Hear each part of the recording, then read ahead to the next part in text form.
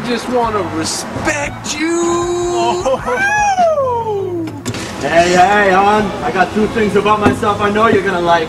Responsibility and changing myself.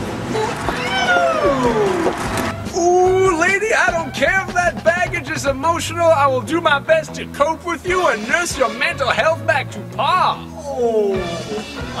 Yo, check out that chick over there. Holy shit, bro. I would take her home and totally fucking listen to her.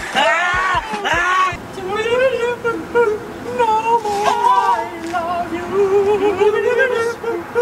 I would love to just hold the shit out of your hand. Hey, you know what I do to that chick over there? Nothing without forming a relationship based on trust first. Man. Hey, yo, check out the integrity on that bitch. Oh! Huge amounts of integrity.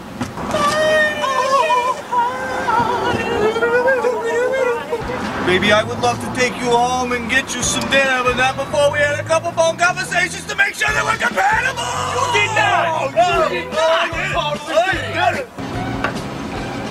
Hey, lady.